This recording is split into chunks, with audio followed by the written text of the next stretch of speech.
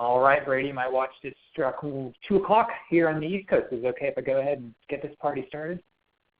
Let's do it. All right, awesome. Well, good afternoon, everyone, if you are out on the East Coast, and good morning, I should say, if you're on the West Coast. Thanks for being here for today's Bloomerang webinar, Year-End Fundraising and How You Can Cut Through the Clutter Online. And my name is Stephen Shattuck, and I'm the Chief Engagement Officer over here at Bloomerang, and I'll be moderating today's discussion as always. Just a couple of housekeeping items before we get going here. Just want to let you all know that we are recording this presentation, and we'll be sending out the recording as well as the slides later on this afternoon. So if you have to maybe leave early or if you get interrupted by a coworker or a boss, I know how it is. Don't worry, we'll get you that recording later on today as well as the slides in case you didn't already get those. Most importantly, though, as you're listening over the next hour or so, please feel free to chat in any questions or comments. I'm going to keep an eye on that throughout the hour, and we're going to try to save some time at the end for Q&A. So don't be shy. We love for these webinars to be interactive. I know a lot of you have already done that. Go ahead and introduce yourself in the chat if you haven't already done so, and definitely ask questions as we go along. You can also do that on Twitter. I'll keep an eye on the Twitter feed for sure. And if you have any trouble with your audio through your computer speakers, try dialing in by phone. We find that the audio quality there is usually a little bit better since it doesn't rely on internet connections or software updates and versions and all that good stuff. So if you can do that, and if you don't mind doing that by phone, just check the email from ReadyTalk that went out about an hour ago. There's a phone number in there for you that you can dial into. And if this is your first Bloomerang webinar, just want to say an extra special welcome to you folks, to you first-timers. We do these webinars just about every Thursday throughout the year. We only miss a couple of weeks throughout the year. So upwards of 50 presentations. One of our favorite things we do here at Bloomerang, but what we are most known for is our donor management software. So check that out if you're interested, or maybe just kind of want to see what we have to offer. You can check out a quick video demo later on. Don't do that right now because you all are in for a real treat. We're welcoming back a friend of the program, my buddy Brady Josephson, joining from beautiful Vancouver. How's it going, Brady? You doing okay? Doing good, thanks. Yeah. This is awesome to have you. You were one of my first guests on Bloomerang TV back in the day, I think in maybe 2014. And we've kept in touch ever since. Always a good presentation from Brady. I really love Brady because he does these awesome experiments and has like real life examples of what people are doing well, maybe what they're doing not so well. And if you guys don't know Brady, just want to brag on him real quick. He is the managing director over at the NextAfter Institute for Online Fundraising. Definitely check out NextAfter also.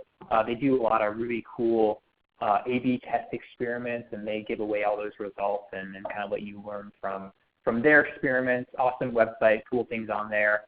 You may have seen Brady's bylines in publications like the Huffington Post, NPR, Chronicle of Philanthropy. His name's all over the place, either writing or speaking. You may see him on some conference schedules as well. And definitely check out his podcast later on, The Generosity Freak Show. Really cool interviews and conversations on there. We'll get you the links to all that good stuff at the end. But this is not my show. It's Brady's show. So Brady, I'm going to hand things over to you. You're going to do a screen share, so bear with us here for a sec. But tell us all about year-end fundraising, Giving Tuesday, all that good stuff. Take it away, my friend. Thank you very much. Hopefully everyone can see my screen here. We're going to be talking about year-end fundraising and how you can cut through the clutter. It's a little weird. It feels like a little early to be talking about this, but it's never too early to start thinking about year-end and coming up with new ideas for you to try and test. So hopefully I'll get you a bunch of those by the end of the session, and we can handle even more things that we don't cover with questions. So just to kind of recap a little bit, this is the season, what goes on at year-end, at Christmas time. Well, parties. About 79% of us will attend at least one holiday party this December. What are parties without cookies? There's a lot of baking that goes on. Many of us will be baking an estimated 275 million cookies will be baked this holiday season. What about cards? You send out these cards. About 19 billion cards, letters, and packages will be mailed between American Thanksgiving, American in brackets, Canada's way sooner, American Thanksgiving and Christmas. Tons and tons of mail. And what about this guy, little Michael Bublé? The average American will hear 26.4 hours of Michael Bublé in December.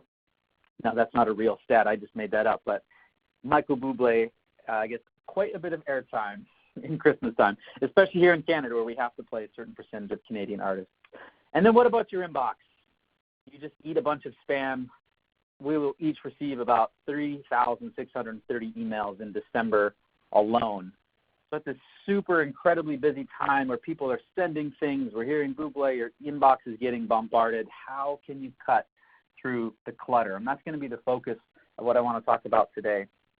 So I'm going to be sharing kind of 5 different ways that you can cut through the clutter, and then I'll sprinkle in these kind of 9 other proven techniques that aren't necessarily year-end specific, but they will definitely help your fundraising when it comes to year-end. So what are these 5 ways and 9 tactics based on? Well, a few different things. As Stephen mentioned, we do a lot of research, and that's actually the main focus of my job is to do research of a few kinds. And one is looking at what organizations do. So each year we've been collecting emails in an aggregate donor inbox. So we've looked at over 20,000 different emails from almost 300 different organizations in the U.S., Canada, and Australia now. And we're looking at what are they doing? When are they sending emails? What do those emails look like? What are they saying? So I'm going to use some of that analysis. In 2019, it'll be the first year we will release a Canadian-specific version of it. So you'll be able to download this stuff soon in the fall. But that's one data source, is real emails from real organizations. So that's one of the types of research that we do at the NextAfter Institute, where we actually become donors, we sign up for emails, and we see what organizations are doing. There's a couple new studies that are coming out that I'm going to sprinkle in here. One is on donation pages, where we looked at 204 nonprofits and the giving experience, and another one on email cultivation, both for donors and email subscribers. But again, what we're trying to figure out is what are organizations doing? How do you compare? What can you learn from those organizations, both good and bad? So that's in here. Another type of research that we do that Stephen mentioned are experiments. So we have the world's largest online fundraising experiment library. I'll be sharing some of these with you today. So you can find these. You can kind of sort, look for different experiments. You can actually find interesting ones, click into them. This is a real experiment. And you can see what the control was, what the treatment was, what the hypothesis was, what the degrees of statistical significance, and the key learnings. This is all kind of there for you to see based on what we're learning in experiments that we're either running with clients or other people are logging that they're running tests. So this one actually I just want to highlight it because it's super interesting. You can see here on the treatment side, all they did here is they highlighted that $50 donation button with a little treatment that said most popular. Just by using this kind of social anchoring, they saw almost an 8% increase in conversion rate, almost a 15% increase in average gift. And those are 2 of the main variables that lead to revenue, so almost a 24% increase in revenue just by that one subtle change, kind of saying most popular on that donate button. And underlying that, it was actually 44% increase for people on mobile device to make it even easier for them to just click. So that's just one example of the types of experiments that we have that you can click into. But what we're looking at here is what do people do, not just what do people say. You'll see throughout some of the tactics we're suggesting may not be intuitive to you or maybe your board member or something like that. But what's really key is it's so hard for us to predict our own behavior and even harder for us to predict donor behavior. So this is where experimentation is really crucial to see what do people actually respond to. So that's another kind of data source. And I'm going to highlight some like quick tips, but we've actually built a full course on year-end fundraising. So it's got 4 different sessions. They're each about an hour long. So I'm going to have a few different elements, but that kind of walks you through how to have a great year-end for your online. And I'm just going to highlight some of the interesting things that you can take, some ideas here, and hopefully you can check out that. But we've tried to comb through what are organizations doing, what do we see that works, and then create training for you. So these are the key dates there that I just went over. You'll see them again throughout. So I want to look at some data. 31% of total annual online giving occurs in the month of December. Maybe you've seen that statistic before. So we actually wanted to look at some of our own data that we have access to, so some clients or some people that have participated in benchmarks. So some of these stats are coming from 18 nonprofit organizations. This is looking at 2018 revenue.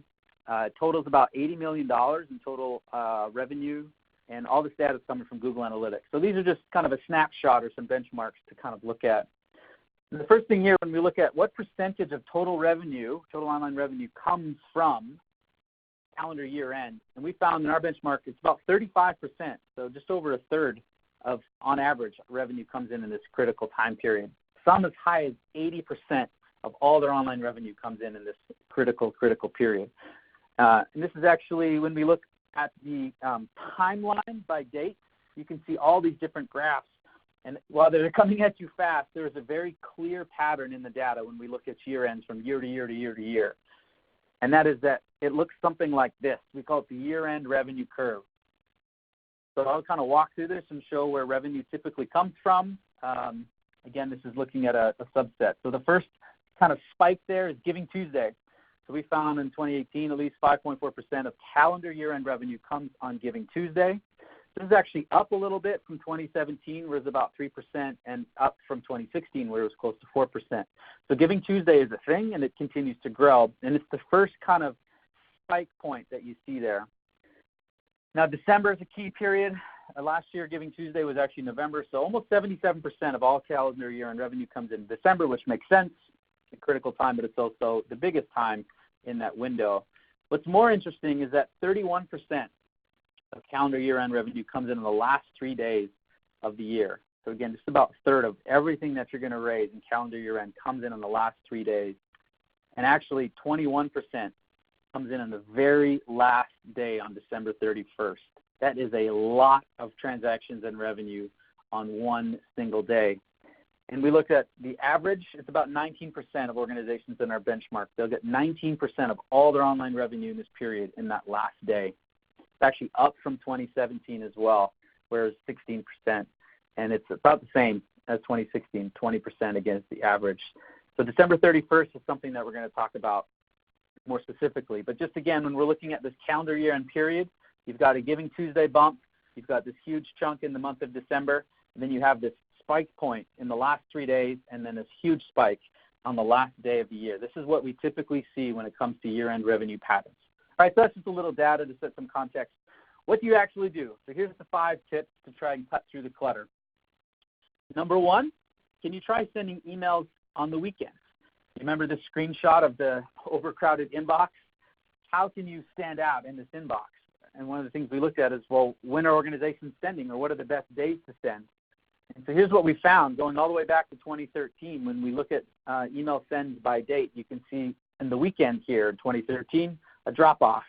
Then when we advance to 2016 and 2017, we still see this drop-off where weekends still remain an opportunity.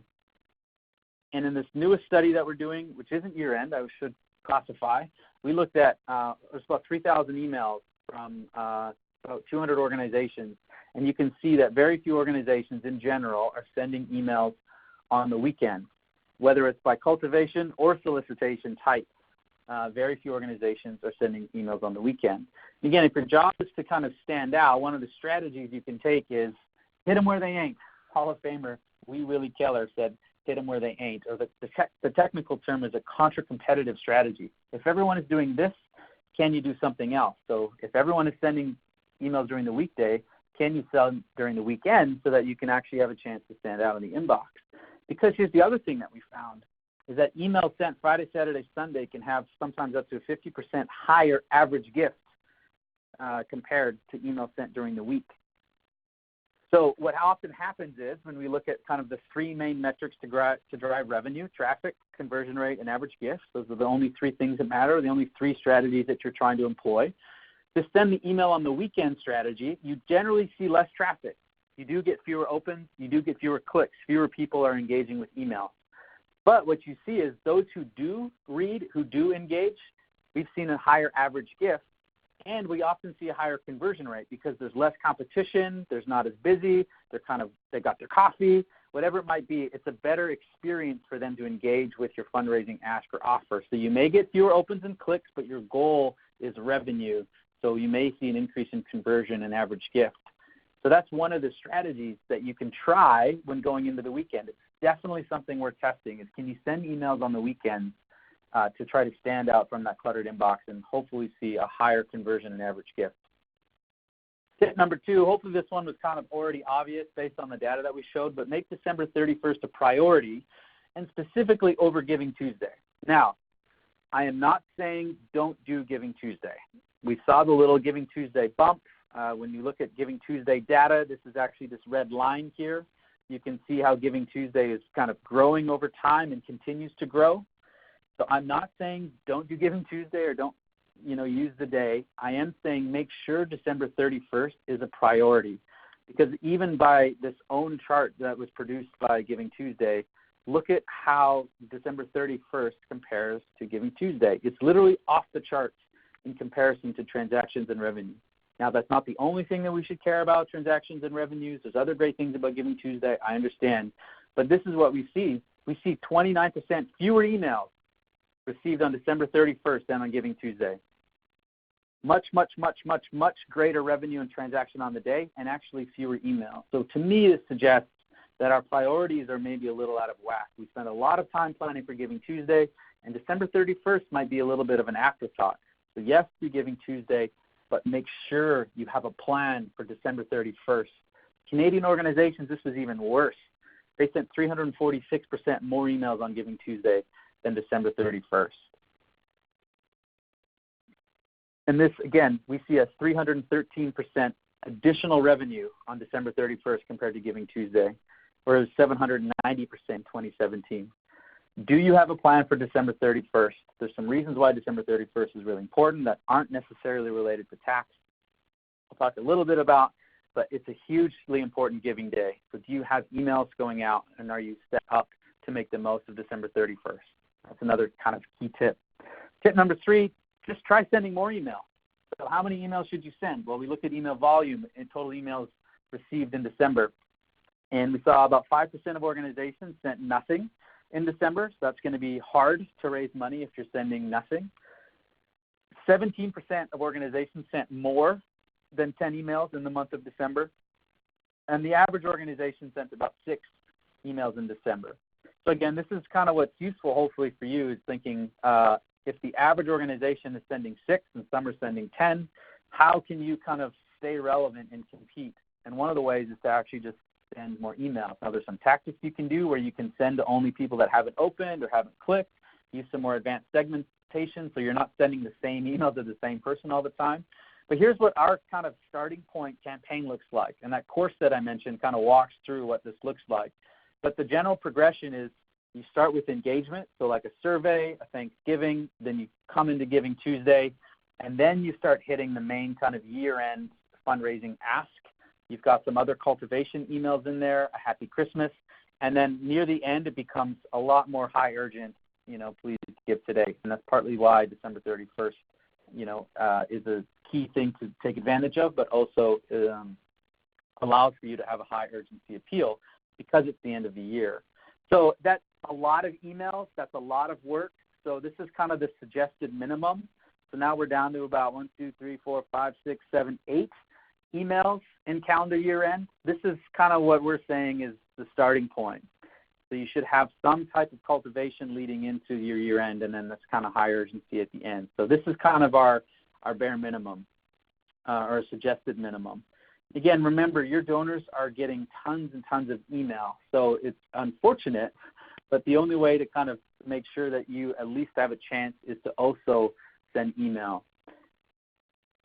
So you need to find that sweet spot for you and your donors. It's probably more than 0. It's probably less than 40, 50, some of these organizations. It's probably somewhere between kind of 8 and 17, and again, depending on your segmentation strategy. Quick reminder, sending kind of crappy, you-focused, impersonal, irrelevant emails is always bad. This is always the hardest thing when we get into conversation about volume. How often should I send? Well, if you send great emails, you should be able to send them a lot more frequently than if you send poor emails. And if you don't send emails frequently, then there's a higher chance that people won't read and won't open your email. And it actually starts impacting deliverability, and it's this negative spiral. So there's a lot of factors that go into email sending, but part of the equity and trust that you build up throughout the year with your great emails is what allows you to continue to sending emails in December. So again, we see that organizations typically send not enough emails to compete at this important time of year. So can you try sending more emails? And again, they need to be great looking, sounding, feeling emails. So what does that look like? Well, maybe they can look more personal, like they're from a real person. So why? Why should you send emails that look, feel, and sound more personal? A few reasons. One, we've seen that you can get more open. So here's an experiment on the subject line where you've got the organization on the left and just a person on the right. The email from just a person, in this case, helped increase email opens 28%. Here's a different version where you've got a person and an organization versus just a person. In this case, just the person increased email opens 18%. We've run this experiment ourselves, just removing Tim Kachuriak, who's my boss, removing our name off of the email, or just by adding our organization name to the email, we've seen a decrease in opens and engagement. Who an email is from is the number one way that we triage our inbox. We don't even know it. We start quickly scanning, and things that look like they're from a person instantly have more value to us than emails that look like they're from an organization.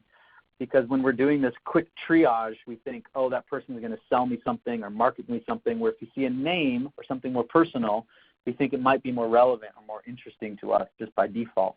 So that's one way to just kind of get more open. But this approach being more personal, we've also seen it lead to more donations. So in this case, here's a design experiment. So on the left, you can see a pretty classic fundraising email: header, image, copy, button, signature, PS, right? Pretty standard, quote-unquote, best practice. In this case, the treatment email looked like this. They just removed a bunch of those design elements and really tried to simplify it. They saw an 80% increase in clicks and 112% increase in donations just by removing some of those design elements. And actually, if you look at those two emails side by side, it really wasn't the super fancy looking marketing message, but it was the thing that looked and felt a lot more personal. There's also some deliverability issues with more heavily designed emails that have images, but that's a different kind of subject. And they actually ran this experiment again and tried to take this a step further and said, well, what if we made an email look even more like it came from a person? So you can see the control and treatment here. I'll actually line them up side by side and walk through it, but you can see this very, very simple one actually increased donations another 145%. So when we stack them side by side, you can see what this looks like or feels like to have a really personal email. First, the logo placement, reduced. No one cares about your logo, so don't make it the very first thing that's often huge that people see, because what does it mean right away? I'm being marketed to. I'm not being communicated with. So if you have to have it, it can build trust. They put it at the very bottom so that it's still there, but it's not the very first thing that you see. Also, sometimes that tag shows up in the preview text, and it's a dead giveaway that it's a marketing email. Second, for the call to action, when you send your friend a link in an email, you probably don't code a button. So they said, let's just have this be a hyperlink. Click here to have your donation match today versus a button call to action. And then the copy itself, in this case, they changed. So I'll just read this one out. On the left, when your world has been turned upside down, every connection counts, every bit of strength, every heart brought together. Beautiful. But compare that to this. I know you've been using Caring Bridge recently to stay connected to your loved ones, and I hope it's been a source of strength for you. Which one sounds like you know this person? Which one sounds like you're in a conversation? It's the treatment. The other one's kind of talking at you, right? It doesn't even really, it says hello and then just launches into this kind of preach, and it goes into this beautiful story, but it's really talking at me or talking at you versus right now we're in a short campaign to raise money, but it's there for you, and those like you need a safe, protected place to connect during life's most challenging times. Doesn't it just sound more simple and human? We do this all the time in our copy where we try to sound professional or sound nice, and it actually can have an opposite effect when it comes to fundraising. The other thing that the treatment here has over the controls uses the magic word in fundraising, the word you. You've been using, your loved one, you, those like you. The more that we can use you in our copy makes it more personal and makes it more about the donor. So when you add that all up, the design, the change in tone, it led to this large increase in donations by being more personal all the way through from design to tone. And yes, we changed a few different variables, a term called variable clusters, where you can change a few different things and still have one hypothesis. We'll talk about it more later, but just for those that are maybe questioning, is that a real test? Yes, it's a real way to test, particularly if you have low traffic. So you can get more donations, but again, you can also stand out from others. We're trying to figure out how do we get engagement in this high traffic period time. Look at this snapshot. This is actually from our inbox that we track all the emails. You can see there's kind of 3 here that are from a person. The rest are from an organization or a person. So there's a few more that's a person and an organization, but the vast majority are from an organization. And I actually just pulled this stat yesterday from this brand new study of those 3,000 emails. 3 out of 4 emails come only from the organization. So even if you just send it from a person, it's one way to stand out from other organizations. And we've seen this in other studies. 1 in 5 organizations, the study we did with Salesforce on recurring giving, only 1 in 5 came from a person. And in Canada, we looked at 152 Canadian charities. Only 3% used that type of strategy in their email design where it looked and felt like a personal solicitation. The overarching principle here, and we know this in fundraising, but we often don't apply it when it comes online, is people give to people, not email marketing machines. So how can you make your emails look, sound, and feel more personal? That's tip number 4.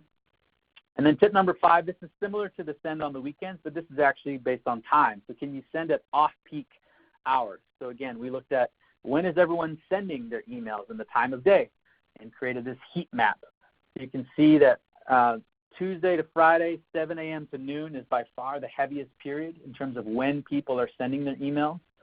So that means the time just kind of right before, so early in the morning or right after, afternoon and evening are a little bit less crowded. There's also some research that shows that e-commerce or purchasing decisions are more likely to happen in the afternoon when people are kind of dragging at work or getting a little bit bored. So that could carry over to kind of fundraising and that type of financial transaction as well. So now this is new research. This isn't year-end related, but again, we looked at those 3,000 emails across 200 different organizations and see something pretty similar where most emails are sent from 6 a.m. to 12 p.m. on Monday to Friday.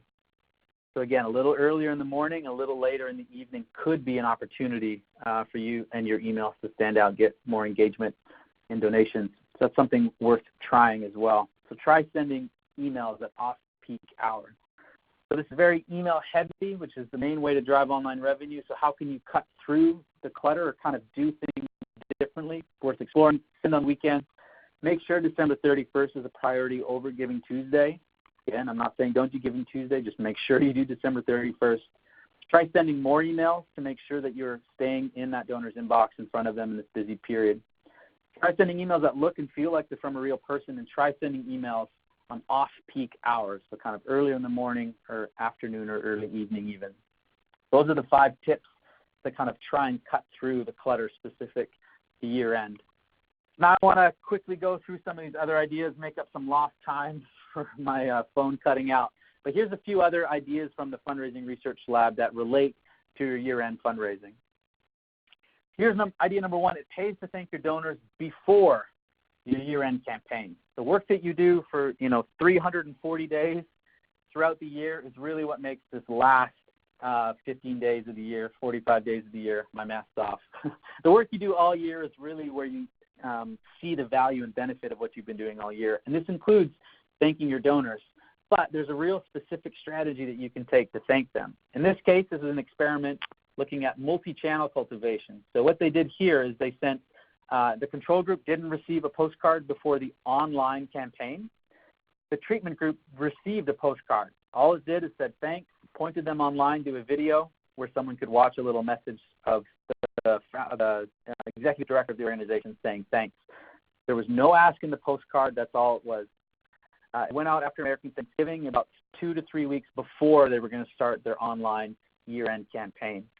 What they found is a 204% increase in donations for people who received that thank you postcard. Again, it wasn't asking for money. Just by getting that touch point, that 2 to 3 weeks before the online campaign, people who saw that saw a 204% increase in donation. So one of the ideas is, can you use the offline, especially like a postcard, to impact your online? But it can go the other way as well. So in this experiment, this organization used the online to touch and leave an impression on the offline. So this nonprofit actually saw an experiment very similar to this in our research library where they used Facebook ads targeted towards direct mail donors, not asking for money, just to be a branded impression ad to see if that would help drive and increase their direct mail. So in this case, again, the control here on the left is people who just got the direct mail, and the treatment here on the right is people who saw branded Facebook ads about 3 weeks, 2 to 3 weeks before they got the direct mail and about 2 weeks after. The people who saw the Facebook ads, just saw the Facebook ads, had a 25% increase in revenue. They spent about $690 on Facebook ads and saw about a $10,000 increase in direct mail revenue just by using that strategy. And again, the key thing here, the ads are not asking for a donation or a link to a donation. They're about stories or about content, other things that aren't related to asking. Can you use the online to impact the offline? And then the other thing is, can you use the online to impact the online? Here's an example of using content primarily through a blog to help influence the likelihood of someone to give. So this organization, the control group, did not read any of these blog articles. The treatment group read article like how your donation to our organization makes a difference.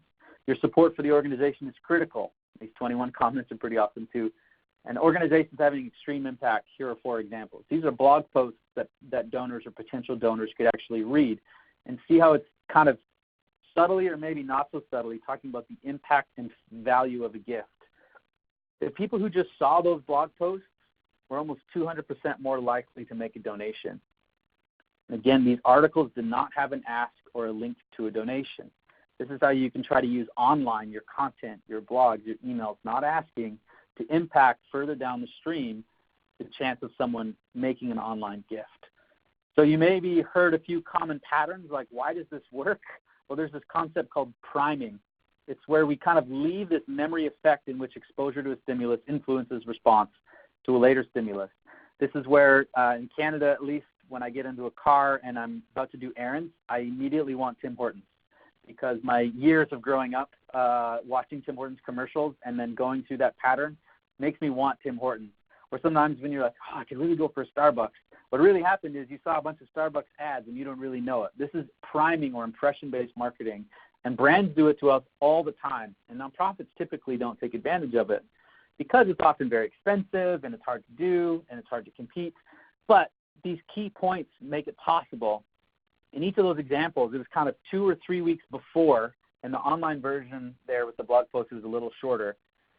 But you're trying to leave an impression about 2 or 3 weeks before you actually ask. If it's too soon, the value of the impression kind of goes away and people forget about it. If it's too late, you don't have enough time to build up the impression. So if you can figure out when that drop date is or when your campaign is going to launch and kind of go 2 or 3 weeks before and a little bit after is when the kind of sweet spot to use this strategy. None of them had an ask. That's also really, really key. If you show someone an ad that is an ask for a donation and they say no, well, now when they get an email also asking, in their mind they've already said no to you, so they're less likely to change their mind now. So if it's if you're trying to take advantage of this priming strategy, do not ask. Make sure that it's about the value of a gift, the impact of a gift, just videos or content, but not asking. And specifically, that content should focus on the importance, their appreciation, or personal fulfillment. Fulfillment. The importance of the gift, thank you, you're so great, or when you make a donation, it means this, which is more of a value statement. Those are 3 specific areas that can maximize this priming strategy. We got a whole webinar on how to use these types of strategies to like cultivate your donors without sending more appeals that you can watch. But those are kind of the 3 main experiments in this concept of priming. So that's something else we're thinking about. And now kind of getting into your donation page or the giving experience. Again, a lot of transactions, a lot of traffic, a lot of volume. How can you optimize your donation page? Here's a few things that we've learned. 1, visually remind your donors that their donation is secure. So here's Caring Bridge. Here's the experiment. You can see that this is their kind of general main donation page here. So in this experiment, you can see the control, you can see the treatment. And the only difference here is they actually shaded that credit card area a different color and put that little lockbox in the corner to visually reinforce the donors that, hey, your credit card information is secure where it matters most when they're putting in their credit card information. Just that one little change increased donations almost 14%. And again, the irony here is that little padlock icon didn't have any influence over how secure the page was. It was a visual reinforcement next to where it matters most. That's the key thing. Here's a different version of it, same type of experiment, 10% increase in donations. In our donation page study, we saw a few different examples of this, something like this, submit donation and a lockbox, or maybe like this, where they have this little line, all transactions are secure and encrypted, and then they have a little lockbox where the card number is.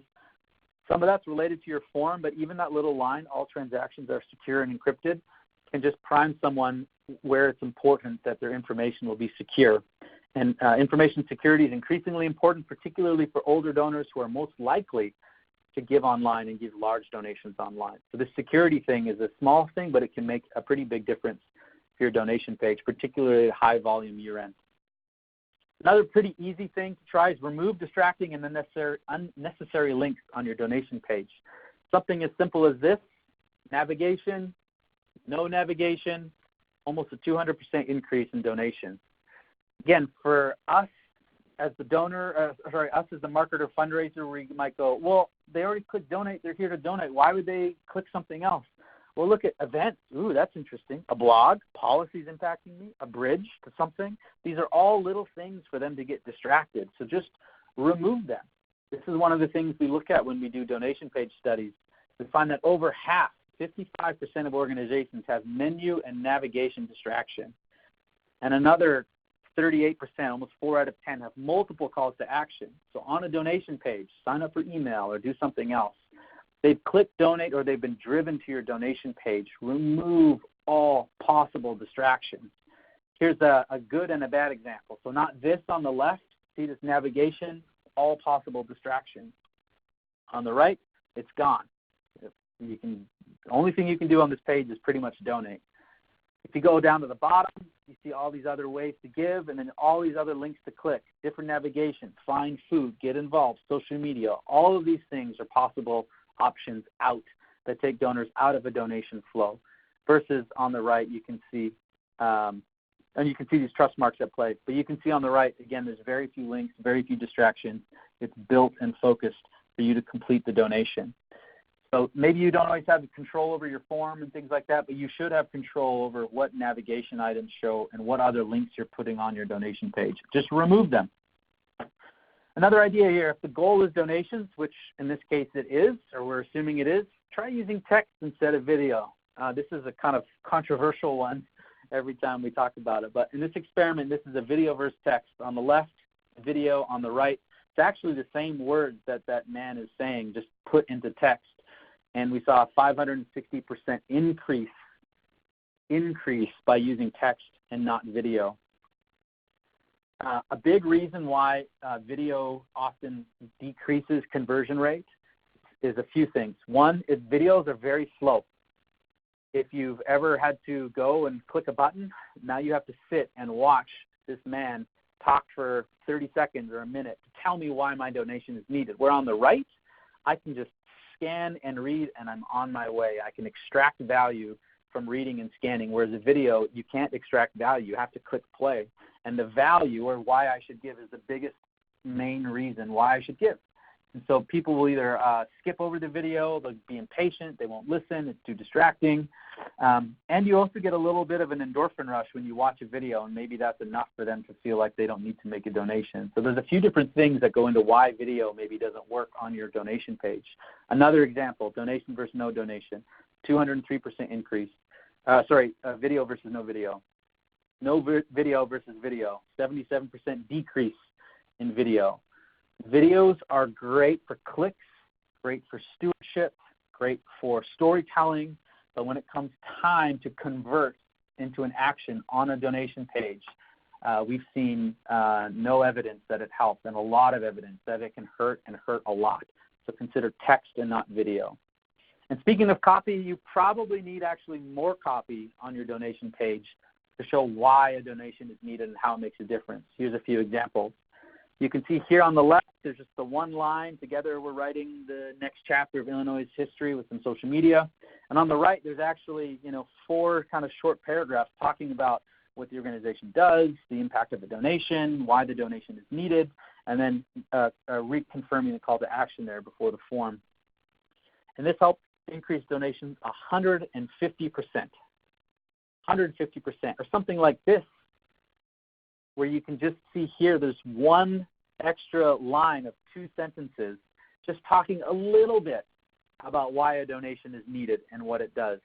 Helps increase donations 28%. Because again, if you look at these examples on the left, why would you make a donation to that organization unless you've completely made up your mind? There's nothing there that communicates why my donation is needed. Same thing on the left. Why is my donation needed? why, or we call it the value proposition question, why should I give to you rather than another organization or not at all, is the most important question that you need to answer. And it's almost impossible to answer if you don't use copy. So why we see things like this kind of visual, how do you want to give versus just tons of copy, helped increase donations 146%. That's a pretty extreme example. But we often think, people won't read. But why do we think that? Is that because you don't read, because your board member doesn't read? What our research is showing is that people not only read, but they need to read, at least somewhat, to understand the value of a donation. And something 30% of organizations just aren't doing at all. So like this. Again, unless you've reached this donation page and you're totally convinced that you want to make a gift, there's nothing in here for value. We've also seen that just adding a little line under the donate button that just reconfirms, like, thank you so much for making your gift today. You're going to help more victims today, or whatever it is, can increase anywhere from 20 to 40%. So even though someone's clicked the button and they're on your donation page, the job isn't done. There's still work to be done. So even just reconfirming the value proposition is important.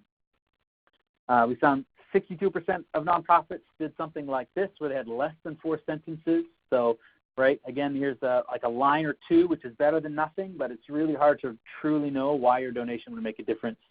And only 38% of nonprofits had more than 4 sentences on their donation page. So you can see an example like this: strong headline, please give today to provide, bullet, bullet, bullet. Our default template includes bullet points. They're great to scan and extract some quick value. And then they have some numbers in here that build trust. Since this date, how many thousands of people we've helped. Notice how they don't lead with the numbers. They lead with the impact of the gift, and then they use the numbers to build trust. The numbers are great to build trust, not to inspire giving, and that's the right sequence to order them in. Or something like this: act now, give birds a chance. A little bit of copy about what the donation does. And then they are even trying to use some copy to nudge you towards a monthly gift, something that very few organizations do. You can see that they also have this kind of social nudge that I showed in that very, very first experiment, where they're trying to anchor you towards a $75 gift using some peer pressure and then some charitable credibility with Navigator as well. So this is a pretty good, this is a good donation page that we scored, but the main thing here is they're using copy to communicate value. And then a couple of more unique things around a campaign, or something that you can do at year end. One is, if you have a goal, let people know about it. In this case, just by displaying the goal, they helped increase revenue 20%. Now, why does this work? Why are we geared towards giving towards goals? Well, there's this concept called goal proximity effect. It's covered in this book called Science of Giving, and they looked at, in this experiment, they had 10% of the goal, 66% of the goal, or 85% of the goal. Those are the 3 different treatments when they sent out an appeal. And the people who received the 85% of the way there were much more likely to give. And we experience this all the time. It's probably why those crowdfunding pages can really work, because everyone wants to be the one who helps finish at the end. So the downside of goal proximity effect is it actually can have a negative impact on giving if you don't have any progress. So anything less than 50% potentially is actually hurting the likelihood of someone making a gift, because it feels like they're not going to be successful. I might be the only one. So if you're going to use this goal proximity effect, you have to make sure that you're at least 50% of the way to the goal. Otherwise, you might actually be hurting donations. So if you have a goal, tell people about it. Just make sure you're at least halfway there before you tell people about it. And then again, this December 31st tax incentive, which isn't increasingly important with the change of the tax code, and a lot of people don't claim it anyways, but they feel like there is an end to the year, and they feel like they may be able to claim a tax. The tax urgency, the December 31st year-end urgency is real. And urgency is actually really important for fundraising. So any kind of campaign or appeal, you have to answer these questions. Why should they care? Why should they care about you? And why should they care now? Because your cause is going to be there next year, next week, next day. Why should they give today? And this is where that kind of end campaign date, particularly December 31st, can be important, because it's hard for us to just manufacture urgency. That's what we found in the Canadian study. Very few organizations have a way to communicate urgency. So if it is the end of a campaign and there's a definitive time end, like there is at year end, you can employ this strategy. How much time is left? Help increase donations 68% just by letting people know that there's so many days left. Even though they know in their brain December 31st, visually reinforcing it is key to make sure they go, oh, I need to make my donation soon. That was on a donation page. We've also seen it where it works in email. 51% increase in email response rate in that case, or in this case, a 65% increase in donations by visually reinforcing how little time is left. Another key thing, you can't be urgent for too long. So similar to the goal proximity effect, if you don't have money, it could have a negative impact. If you're trying to be urgent for too long, it could also have a negative impact. So here's one example of a countdown clock as a campaign got closer to the end of the campaign. And you can see the yellow line or the orange line is the clock, and the blue line is just the normal no clock. And until it reaches the last kind of week, the no clock version wins. Because if you see something that says there's only 30 days left, that doesn't really make me feel like it's urgent. It actually has the opposite effect. Whereas once you start getting into the last week or maybe 2 weeks, now that starts to feel a little bit more urgent. So same type of idea. If you're going to use that countdown clock, you should probably be within the last week of your campaign. And again, a key thing to remember here, end of year and tax, those aren't the reasons to give. That's not why people should care or why they should care about you. It is a lever that we can pull to help incentivize people to give now, but it is not the reason why they should give. Don't conflate those two. That's a very common mistake. Give now is different than why they should give overall. So those are kind of 9 other ideas from the research lab that hopefully apply all year, but I think are particularly important at this critical time. So can you thank donors before your year-end campaign, especially in that 2 to 3 week time? Can you prime your audience online for an offline appeal, 2 to 3 weeks, Facebook ads, no ask? Can you make your case for support before you make the ask? Content on your blog, posts on social media, not asking, but communicating the value or impact, priming people for when you do ask. Can you visually remind your donors that their donation is secure when it matters in the credit card field and area in particular? Remove those distracting and unnecessary links from your donation page. If you have a goal of donations, try thinking about text, not video. You probably need a little bit more text than you think to communicate why a donation is needed. If you have a goal towards a campaign like the year-end, let donors know the progress, be it 50% or more. And urgency is your best friend here. Leverage urgency, just don't do it too soon. So if you want to go deeper, again, all of these different resources, the guide, the course, you can find all this stuff on our site, nextafter.com/institute. That will go a lot deeper and even more step by step how to run a great year-end campaign. And then another opportunity, I was just talking to Stephen before we hopped on. We do a conference every year. This year we're in Denver at the Opera House, where we try to bring together some of the best speakers from for-profit and nonprofit talking about this data-based optimization and how do we better understand why donors do what they do. We've got 2 days of speakers from all over the world, a lot of fun. If you're interested in that, you can find out more at neosummit.com, and if you use the code webinar, you can save a couple $100. So I kind of went a little quick through the end. I had to make up for lost time, but hopefully you found some ideas and some of that useful, and we have a little bit of time for questions.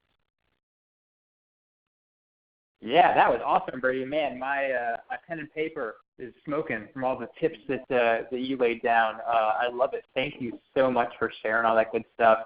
No worries about the phone. We still got in here. And we got time for questions. So if you haven't typed in a question, do it now. We got maybe 5 or 6 minutes. Here's a question from Jessica, Brady. Any guidance on the suggested gift amounts of your online donation pages? I know that was in a lot of your examples, but do you have any specific tips on how many suggested amounts, what the amount should be, how they should be spaced? Have you guys seen anything around that? Yeah, so, man, this could be like a whole hour session on a gift array. But real quick, the main thing is the gift array's importance in the giving equation is not nearly as high as you think. I think it's another thing that we overemphasize. The main thing that moves the needle is, do they understand the impact of their gift? Full stop. If they do, then you're golden. And then the gift array is a pretty minor lever, actually, when it comes to conversion rate. So make sure that you've got like a great form, a great value proposition, and the array is actually relatively minor. That being said, 2 things. One of the tests that you can try is an open field, no gift array. We've seen that work quite often, particularly for organizations that have a higher average gift. So if your average online gift is like $150 and up, that's pretty high. Any suggested amount, you might actually be unintentionally anchoring people down. And if you have a lot of repeat donors, so maybe a smaller donor base that give more frequently, just leave an open field, and they can often be more generous than you'd even think. So that's one test to do if you fit that criteria, high average gift or a lot of repeat donors. But for new donors or acquisition or lower level, a few things. We found about 70% of organizations use 4 or 5 gift arrays. I don't have any personal experiment data to say that that's good or bad, but that seems to be most common, so that's kind of a safe spot. We often default to 3. Kind of limiting choice often helps increase conversion. So I'd say anywhere from like 3 to 5. Once you get above 5, it can be kind of too overwhelming. And then the one thing that we have seen is about a quarter of organizations use like a suggested amount that's either like pre-selected or highlighted. That can work. The key thing is make sure you're suggesting and highlighting a gift amount that's higher than your average gift. So in that experiment I showed at the beginning, $50 is actually higher than their average gift. Their average gift is about $30. So unintentionally, sometimes organizations will highlight 50, and then we'll do analysis and be like, the average person gives you $85. So you're basically suggesting everyone to give you less than they normally would on average. That's not smart. So if you're going to use a suggested amount, try to make sure that it's higher than your online average gift. Makes sense. Wow, that would really be an hour-long session or more. I love it. Here's one from Heather, and I'll kind of paraphrase. Brady, you gave a lot of good advice on the email appeals. Any general guidance on length? Is shorter always better? Can long emails be just as effective, if not more effective than shorter emails? Do you see anything around length there specifically? Yeah, so length is similar to kind of volume. A really long, crappy email sucks, but a really long, great email is great. So quality is a huge determining factor. So that's a big caveat.